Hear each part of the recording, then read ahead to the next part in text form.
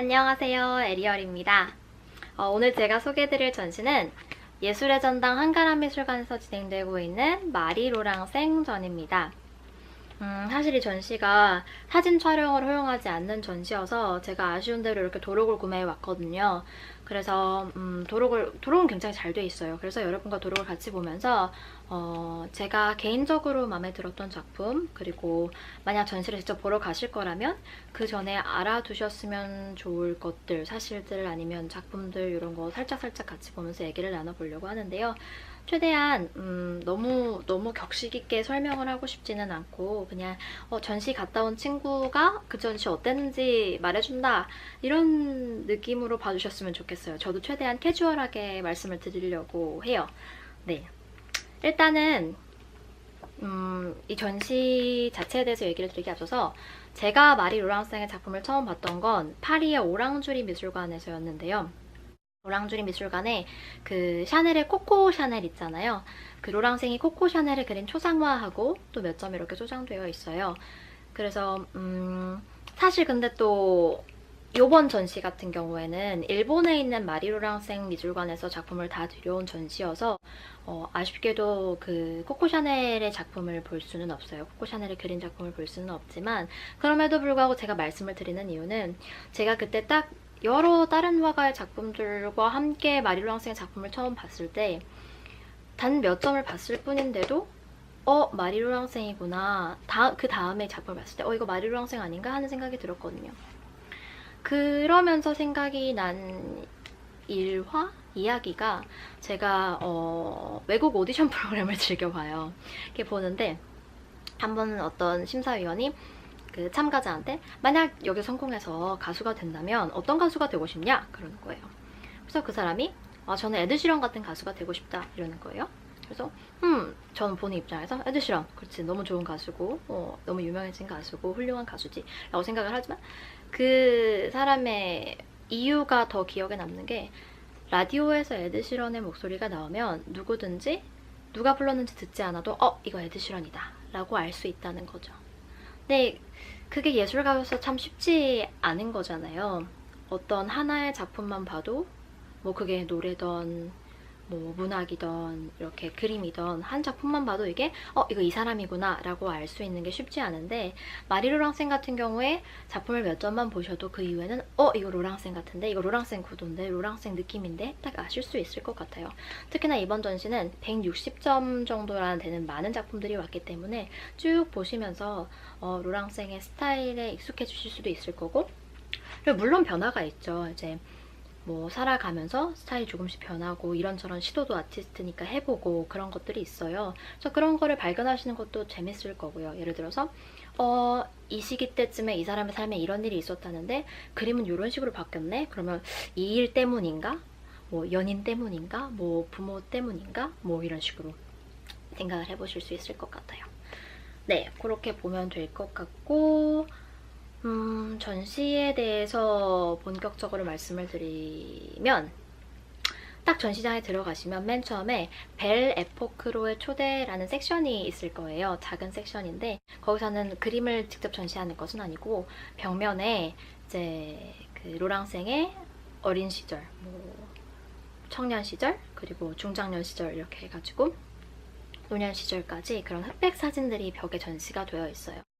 그래서 벨 에포크의 초대라는 네이밍을 보시고 여러분이 그게 뭐지? 라고 생각하실 수도 있을 텐데 벨 에포크라는 걸 쉽게 말씀드리면 19세기 후반에서 20세기 초반까지 유럽에서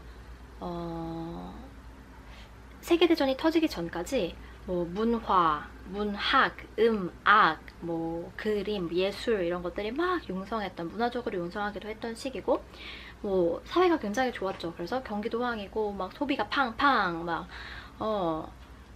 백화점이 생기고 바캉스 가고 사람들 막 시절이 호시절이다 한마디로 그런 거죠. 그래서 그 프랑스어로도 벨 에포크라고 해서 아름다운 시대다라고 이름이 붙은 시기인데 이 전시에서 이제 마리 로랑생을 벨 에포크의 화가라고 소개를 하면서 시작을 합니다.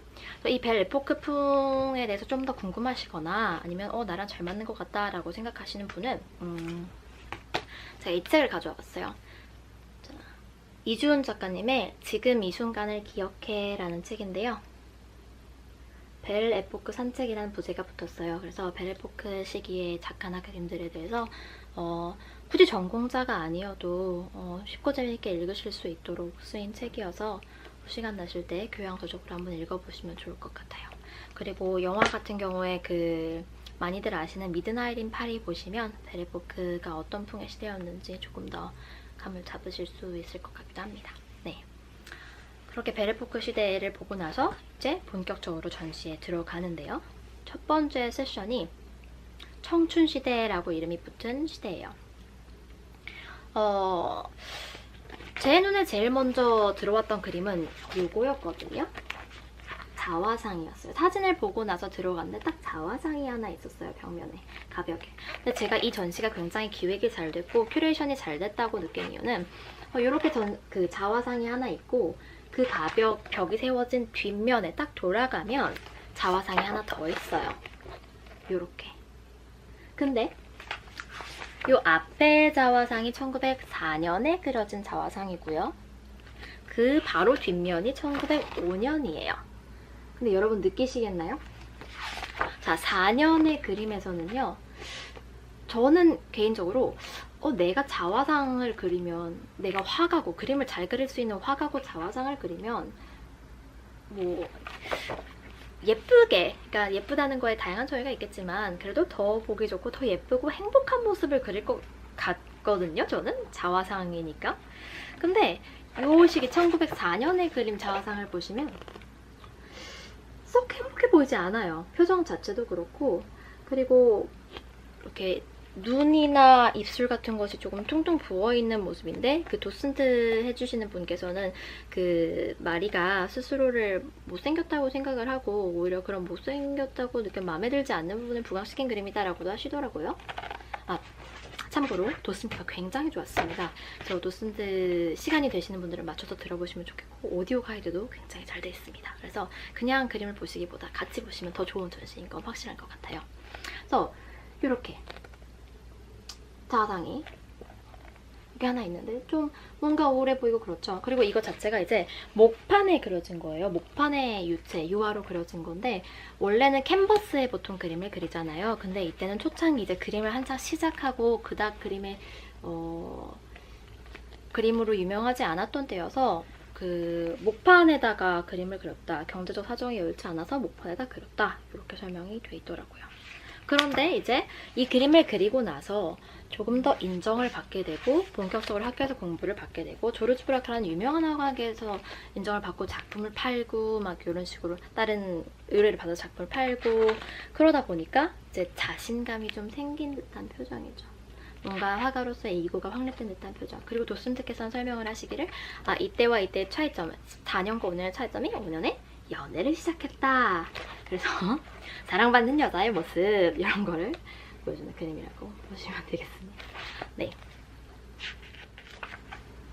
그리고 또 로랑생의 작품을 보시면 이렇게 시기가 쭉 변함에도 자화상이 많아요. 자기 얼굴을 그린 자화상이 많은데 일단 초창기에 자화상을 많이 그린 이유는 대부분의 화가들이 이제 시작할 무렵에는 경제적 사정도 여의치 않고 그리고 뭐 모델을 구할 여력이 되지 않을 때 보통 자기 얼굴을 그리거나 아니면 자기 가족의 얼굴을 그리거나 그렇게 하는 편이니까 자화상을 많이 그린 게 그런 식으로 설명이 될 수도 있겠고요.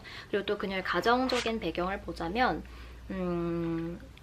그 혼외자셨어요. 그래서 아버지가 정부가 있는데 혼외로 낳은 자식이었기 때문에 그녀를 이제 자신의 공식적인 자식으로 인정하지 않은 거예요.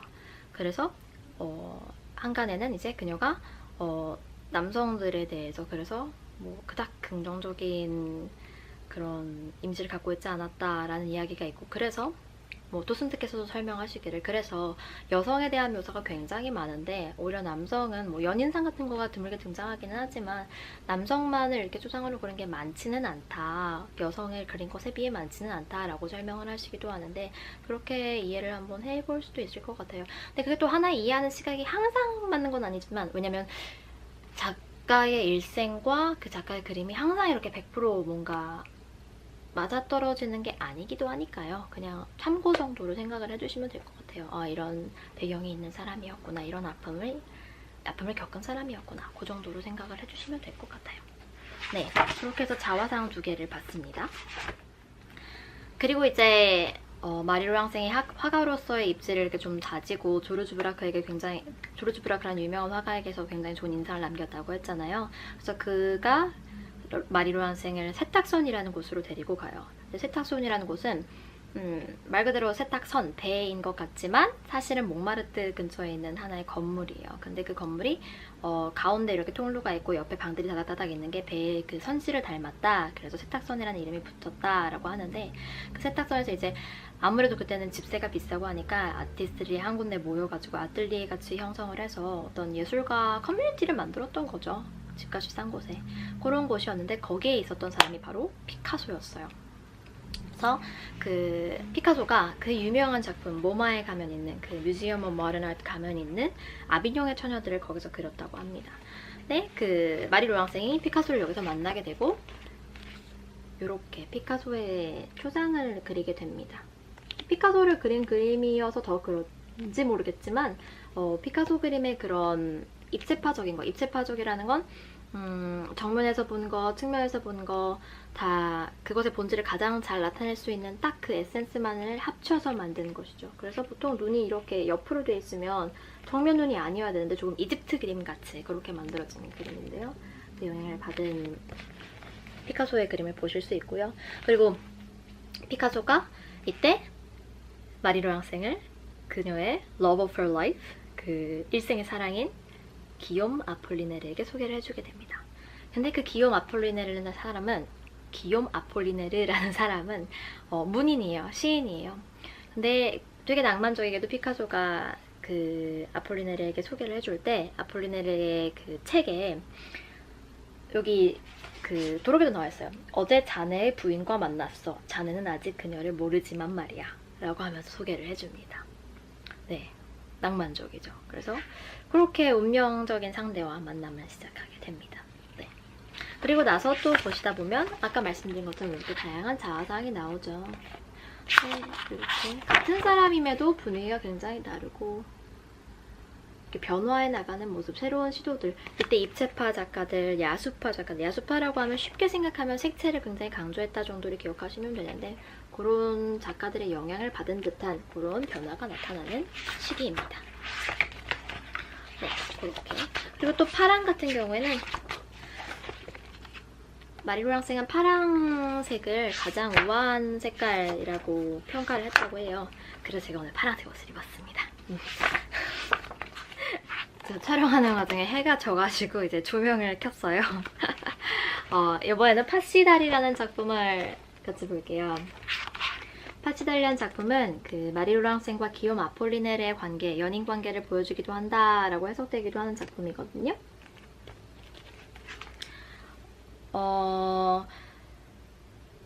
마리 로랑생도 이제 어느 정도 화가로서의 입지를 굳혔고 또 기욤 아폴리네르도 시인으로서 어느 정도 반열에 올라서 이제 다른 사람들이 보기에는 저들 곧 이제 결혼하겠다 이 정도였는데 사실 마리 로랑생의 어머니는 아폴리네르가 그닥 탐탁지 않았다, 그를 그렇게 탐탁지 않게 여기셨다라고 해요.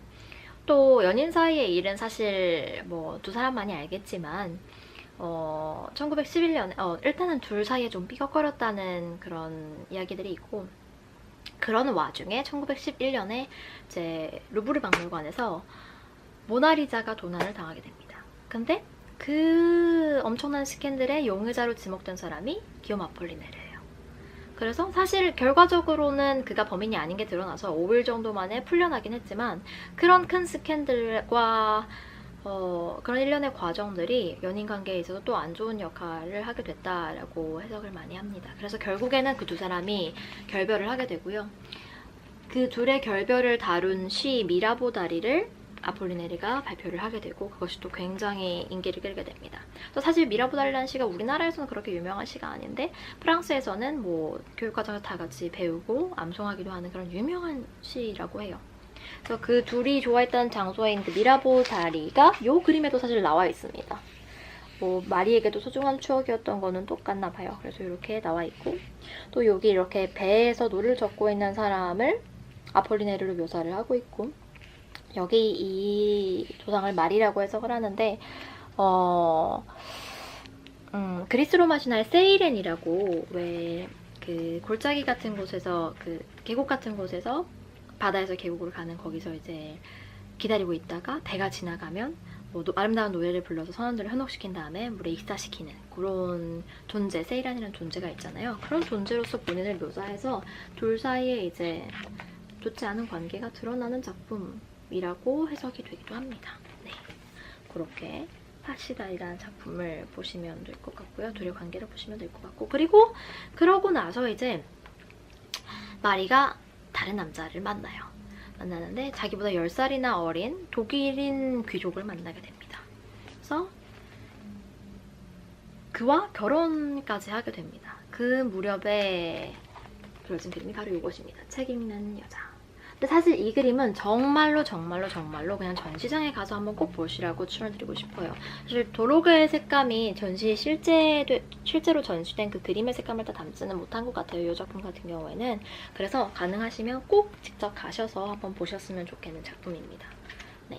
그래서 이 작품을 보시면 책 읽는 여자라고 제목도 붙어있고 여자 앞에 책이 놓여있긴 하지만 그녀의 시선을 따라가면 다른 곳으로 가고 있어요. 그래서 사실 책은 앞에 두고 뭔가 상념에 잠긴 여자라고 하는 게 더 맞는 것 같아요.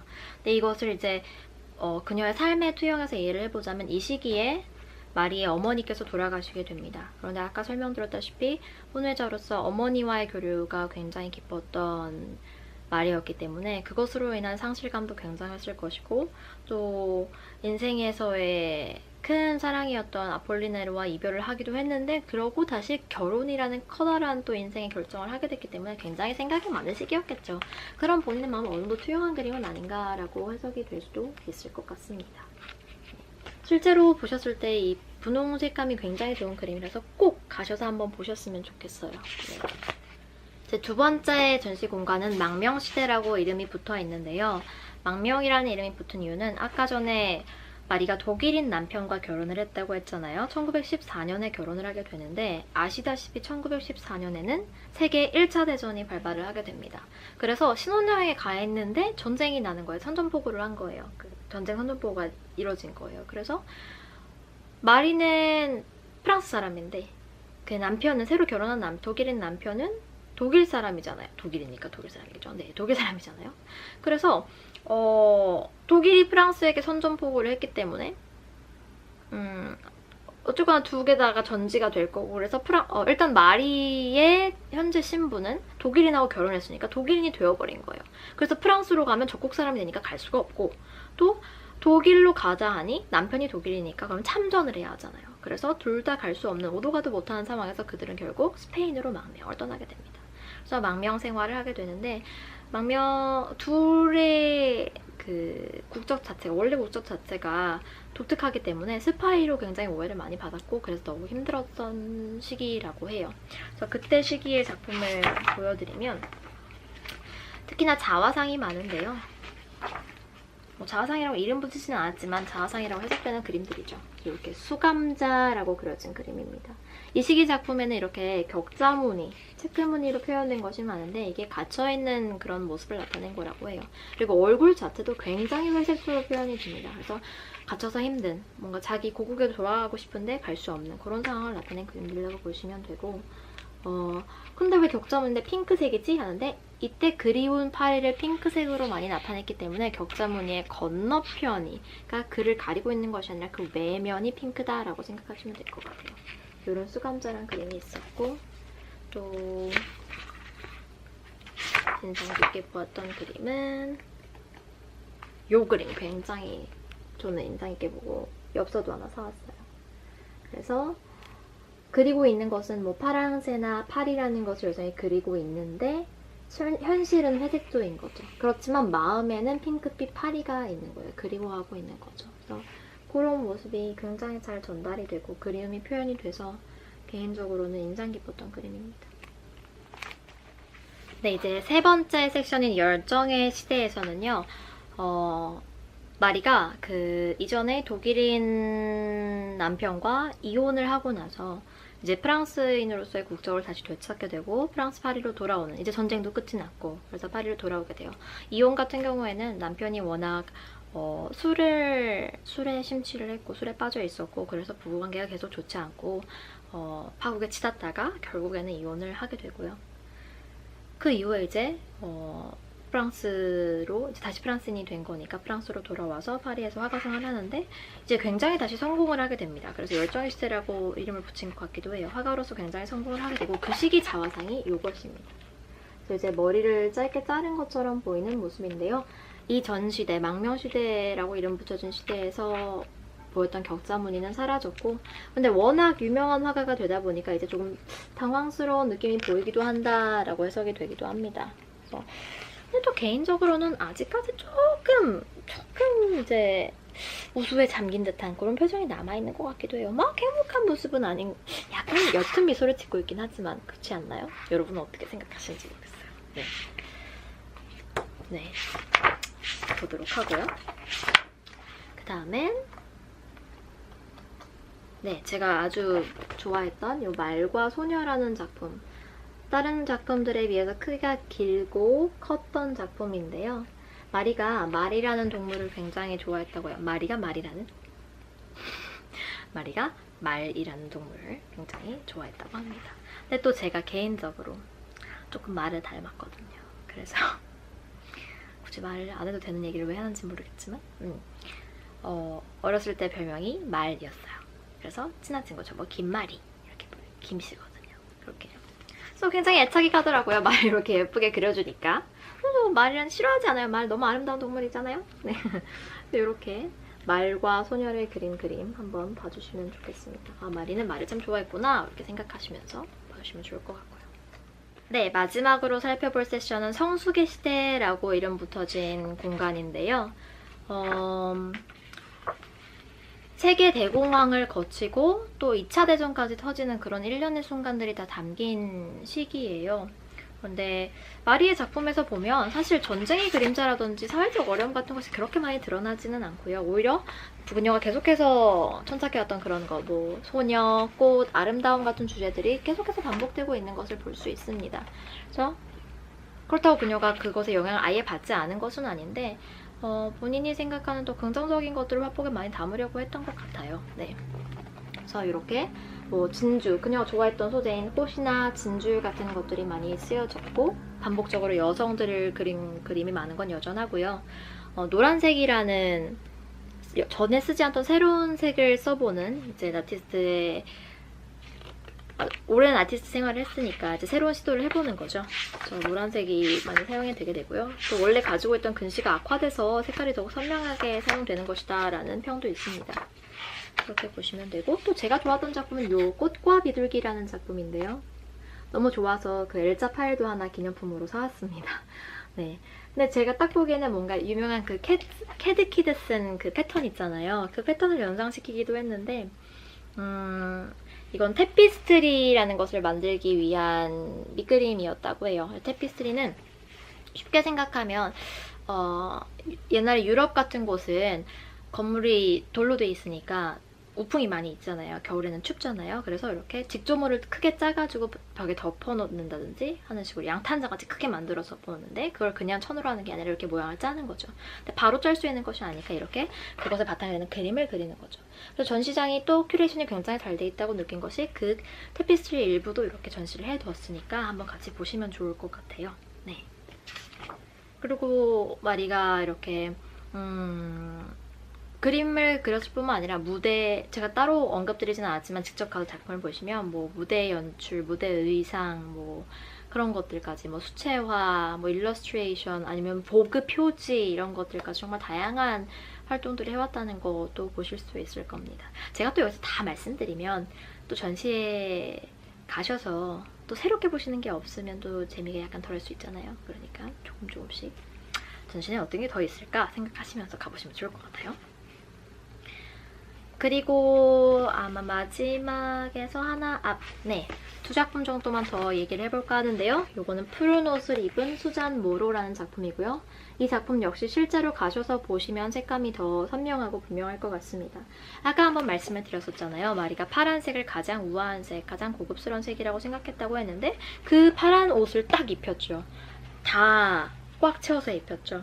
근데 이 수잔 모로라는 여성은 사실 시골에서 온 가정부였어요. 근데 이 가정부가 노년의 마리의 삶을 잠식하게 됩니다. 저는 이거 도슨트 부분 설명을 듣고 뭐 오디오 가이드도 다 듣고 했는데 살짝 이해가 안 되긴 했지만 마리가 이 수잔 모로를 굉장히 사랑했나 봐요. 그래서 수잔 모로가 마리의 삶을 다 관리를 하게 되는데 뭐 예를 들어서 친구가 전화가 와도 마음에 드는 사람만 바꿔주고 편지가 와도 먼저 다 읽은 다음에 주고 싶은 것만 마리에게 주고 이렇게 해서 뭔가 마리의 사회적 관계를 좀 고립시키기도 하는 그런 사람이 되어버렸는데 마리는 뭐 이렇게 그림에서도 보여주다시피 굉장한 애정을 줬던 것 같고 결국에는 수잔이 마리의 양녀가 되게 됩니다. 네, 저 그런 작품 한번 보시면 좋을 것 같고요.